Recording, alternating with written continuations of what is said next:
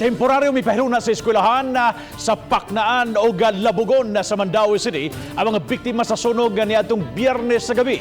Lakip sa napiktuhan sa sunog mga estudyante. Ang detalye pinagi sa live report ni Nico Serino. Nico?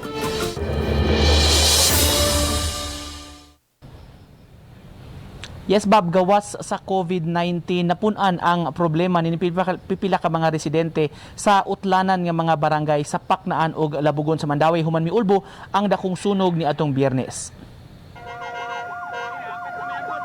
Mga alasay sa gabi ini atong Biyernes, miulbo ang dakong sunog sa magkasikbit nga sitio. Apektado ang bahin sa Sitio Latasan, Barangay Labogon ug Zone Patatas sa Barangay Paknaan. Matod sa BFP, nagsugod ang kayo sa ikaduhang andana sa balay ni Regan Sakay. Gibanaba ng 220,000 pesos ang danyos. Kadaghanan sa 76 ka mga pamilyang apektado sa sunog, mga residente sa Labogon. Anaa ang pipila kanila miistar sa Labogon National High School. Kaganiha, naabtan namo nga gi-deliver sa City Hall ang mga gamit sa kusina ug bugas nga iapod-apod kanila. Hangtod karong gabi na lang ang packed meals alang sa mga nasunugan. Karong gabi 3 days mangina ang CSWS mo serve. Sa barangay na the rest ana.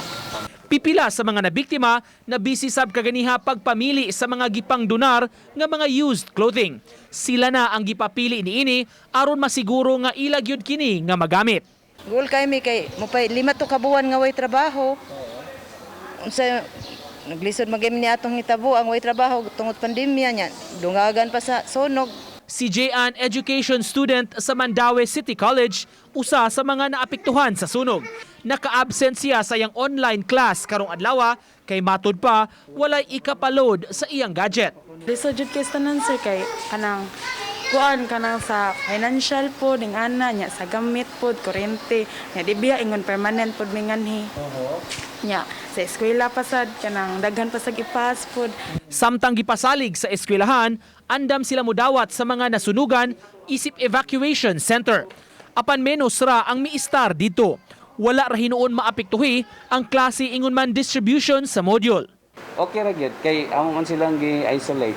Nya amo man sa ning kuan man by grade level. Si Mayor Jonas Cortez misaad sab og hinabang pinansyal sa mga nasunugan.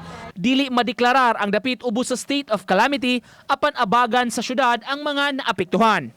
Lisod masag kayo og ato ipaagi og housing materials kay langan ang pag-procure, pag-purchase sa mga materials mauna nga ato na lang ikon ipaagi na lang financial assistance para og donas lay itukod makapamalit silang magamit nila.